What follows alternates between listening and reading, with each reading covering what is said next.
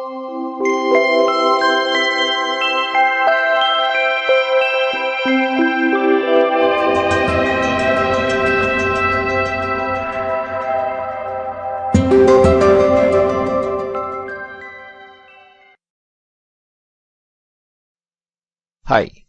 we now come to the critical part of content writing. It is about adding value to your content. We have seen how to optimize a page with keywords and headlines for search engines. But frankly, nothing much happens till your content has value that people like. Now you might say adding value to content is rather vague. Perhaps it is, because in reality, value in page content is more a concept than a fixed formula. Which is why it is important how you understand the concept and use it in your website. In this video tutorial, I have made efforts to make the concept easy to follow with the help of actual examples. Okay, there are two parts to adding value to your contents. The first is about the visual appeal of the contents, and the second is the conceptual appeal of the contents in the website. Let me start with the visual appeal first. In a survey by eConsultancy in July 2011, 32.2% of respondents said they trust a website that looks professional and well designed. The first need is to have a well-designed website with clear, unambiguous navigation links that reach deep into the site. Visitors will find it easy to comb through your site, and so will the search engines. Once you pass the test of a good-looking navigation-friendly website, here are 8 factors that influence the readability of contents in your website. Most people online just scan the text, then read the entire content. So, the heading or title of the page plays a major part in the content structure. I have covered this largely in the previous tutorial. Your most important content, or the content that you want your users to read, should be above the fold, because it is where the screen cuts the web page. Also, the chance of reading the content below the fold is less. All major content elements of your website, like heading, subheading, and content, should likely have similar font and color. Bolding and emphasis of text attract attention to the user, but overdoing this can kill your content and turn the visitors away. Bulleted list usually is a sure winner. It attracts viewers' attention faster than without. Readability makes the page easy to read and inviting and pleasurable to the eye. Spacing of the text is very important usability issue of a website. Don't put too much of content in one page. Online visitors don't read too much of content. They want to know who you are, what you can do for them, and finally, how to contact you for their requirements. Alignment of text provides the structural framework of a content design. The most common practice is to align the text to the left.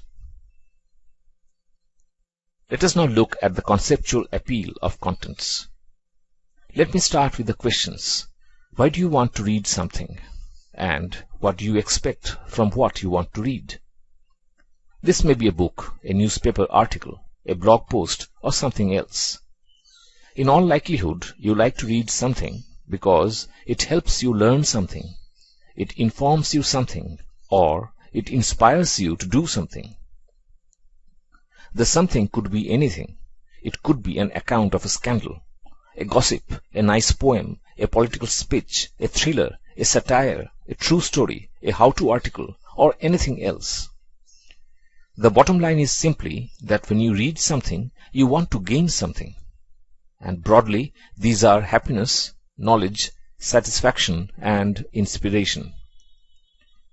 So what does value-added content mean? In an article, You Don't Deserve Number 1, Todd Frisson says, "What is the secret to SEO success now? I believe it's the value add I mentioned earlier. That gives me something to work with. It gives social media a chance for success. It gives natural link building a kickstart. It gives users a reason to bookmark the site. It gives users a reason to share the site with others. And it gives you a reason to deserve to rank. Brian Clark, the founder of Copyblogger, says in his free ebook, put simply, if your content isn't good enough to attract good, natural links, it doesn't matter how optimized that content is. So, what is this value add, as Todd says? And what does Brian mean by good enough content? Let me give you some random examples to explain the concept behind those sayings, something that I term conceptual appeal of contents. This is an article on CSS development in the Specky Boy website. This article is nothing but an aggregate of 20 CSS resources. There are quite a few articles of such types. The value of these articles is that the visitors get to see lots of good resources in one page. This is my second example. Here, the author compares Facebook and Google Plus video chat tools. What is unique in this article is that the comparisons are made on user experiences. This is great because, as someone interested in live video chat, you can immediately get the information that suits your need. The third example is about a survey on why consumers abandon online purchases. There are figures and charts that give you valuable information about the behaviors of online consumers. For example, the survey reveals that about 87.2% of respondents shop at least several times per year. These are vivid examples of what are the factors responsible for value contents. There can be many more similar examples like how-to articles, breaking news, and so on. What is common in all of these is that visitors flock to such pages because they get what they want. Hope you get a fair idea of how to add value to your content. This video tutorial will end now. Thanks for watching.